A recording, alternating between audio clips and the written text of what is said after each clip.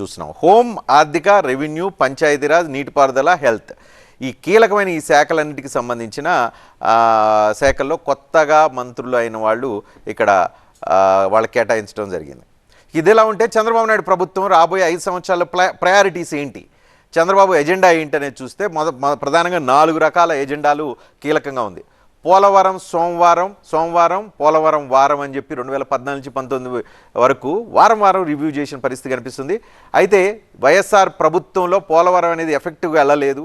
ఈ నేపథ్యంలో పోలవరం పూర్తి చేయటం, తద్వారా గోదావరి జిల్లాలు ప్రధానంగా వైజాగ్, కృష్ణా, గుంటూరు జిల్లాలకు సంబంధించి కూడా ప్రయోజనం ఉంటుంది, ఆ డెల్టా ప్రాంతం అంతా ప్రయోజనం ఉంటుంది. కాబట్టి పోలవరం అనేది ప్రధానమైన ఎజెండాగా కనిపిస్తుంది.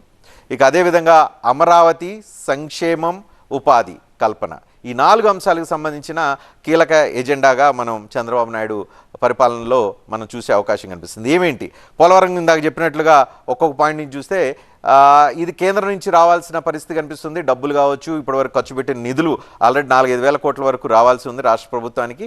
అదేవిధంగా పూర్తి చేయాలి. ప్రధానంగా అన్నిటికంటే నష్టపరిహారం దాదాపు 20,000 కోట్ల రూపాయల నష్టపరిహారం ఎవరైతే నిర్వాసితులు ఉన్నారో వాళ్ళందరికీ పంచాల్సిన పరిస్థితి కనిపిస్తుంది. అయితే కేంద్రం ఈ నష్టపరిహారం ఇవ్వాలి, ఇచ్చిన తర్వాత అవి అక్కడ ఉన్న నిర్వాసితులకి ఎవరైతే ఉన్నారో వాళ్ళందరికీ ఆ డబ్బులు కేటాయించాల్సిన పరిస్థితి కనిపిస్తుంది.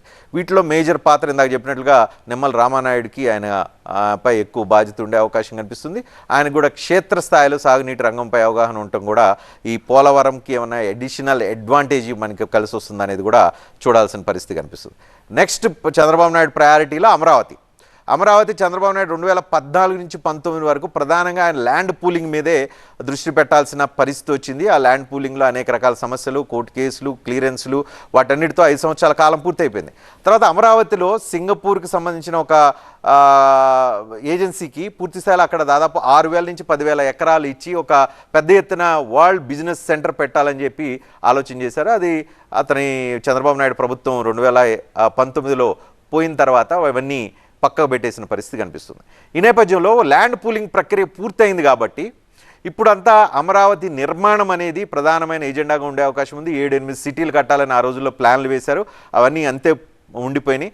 ఇప్పుడు ప్రధానంగా పూలింగ్ అయిపోయింది కాబట్టి డెవలప్మెంట్ మీద చంద్రబాబు నాయుడు దృష్టి పెట్టే అవకాశం కనిపిస్తుంది. ఐకానిక్ బిల్డింగ్లు ఇక్కడ మనం రాబోయే రోజుల్లో చూసే అవకాశం కనిపిస్తుంది. దట్టు నారాయణ గతంలో మున్సిపల్ శాఖ మంత్రిగా పనిచేసిన అనుభవంతో ఆయన మొత్తం వ్యవహారాలు నారాయణ పర్యవేక్షించారు కాబట్టి కంటిన్యూటీకి ఈజీ అయ్యే అవకాశం కనిపిస్తుంది. కాబట్టి అమరావతి అతి త్వరలో ప్రోగ్రెస్ అనేది మనకి ఇక్కడ రిఫ్లెక్ట్ అయ్యే అవకాశం కనిపిస్తుంది. అదేవిధంగా చంద్రబాబు నాయుడు కూడా ఎంతో కొంత అమరావతిని రిజల్ట్ని చూపించాలని టార్గెట్ పెట్టుకుంటారు కాబట్టి 1 year 2 yearsలో ఆ రిజల్ట్ని చూపించడానికి నారాయణ పాత్ర పోషించే అవకాశం కనిపిస్తుంది.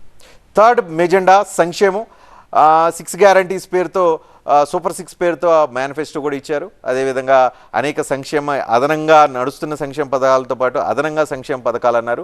ప్రధానంగా సాంఘిక, మహిళా, గిరిజన, మైనార్టీ సంక్షేమానికి సంబంధించి 4 మంత్రులు కేటాయించారు కాబట్టి ఆ 4 మంత్రులు సంక్షేమ పథకాలకు సంబంధించి దృష్టి పెట్టే అవకాశం కనిపిస్తుంది. ఇక అన్నిటికంటే లాస్ట్ మెయిన్ ఎజెండా మనకి కనిపిస్తుంది ఉపాధి కల్పన.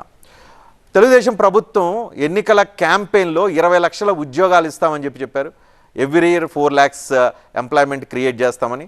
సో ఉపాధి కల్పన అనేది ఇప్పుడు అత్యంత కీలకంగా మారే పరిస్థితి కనిపిస్తుంది. కాబట్టే ఈ ఉపాధి కల్పన అంశం ముఖ్యమంత్రి దగ్గర ఉంది. ఆ తర్వాత ముఖ్యమంత్రి కుమారుడు లోకేష్ దగ్గర IT sector, human resource department కూడా పెట్టడం జరిగింది. ప్రధానంగా ముఖ్యమంత్రి, ఆయన కుమారుడు లోకేష్ ఇద్దరు కలిసి ఇప్పుడు 20 లక్షల ఉద్యోగాలకు మీద దృష్టి పెట్టే అవకాశం వాళ్ళ కేటాయింపులు వాళ్ళ దగ్గర పెట్టుకున్నారు కాబట్టి అర్థమవుతుంది. దీంతో పాటుగా మనకి ఈసారి ఆర్టీజీఎస్ అని చెప్పి చంద్రబాబు నాయుడు గతంలో 2014-19 టైంలో రియల్ టైమ్ గవర్నెన్స్ అని చెప్పి ఒక వ్యవస్థను ఏర్పాటు చేశారు. అయితే ఇప్పుడు సపరేట్ మంత్రిత్వ శాఖగా అది లోకేష్కి కేటాయించడం జరిగింది. తద్వారా రియల్ టైమ్ గవర్నెన్స్ అనేది రాబోయే రోజుల్లో కూడా ఆంధ్రప్రదేశ్ పరిపాలనలో ఒక కీలకంగా మారే అవకాశం కనిపిస్తుంది. ఆ రోజుల్లో అందరూ గుర్తుంటే 2014 నుంచి 19 వరకు వర్షాలు వచ్చినా, పిడుగులు పడినా, లేదు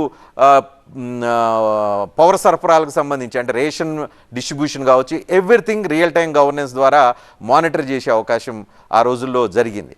సేమ్ కైండ్ ఆఫ్ మానిటరింగ్ రాబోయే రోజుల్లో జరగబోతుంది. ప్రత్యేక మంత్రిత్వ శాఖ, దట్టు లోకేష్ దగ్గర ఆ శాఖను ఉంచడం, తద్వారా రాబోయే రోజుల్లో రియల్ టైం గవర్నెన్స్ అనే పరిపాలన కూడా మనం ఆంధ్రప్రదేశ్లో చూడబోతున్నాం అనేది ఒక సంకేతంగా మనకు కనిపిస్తుంది.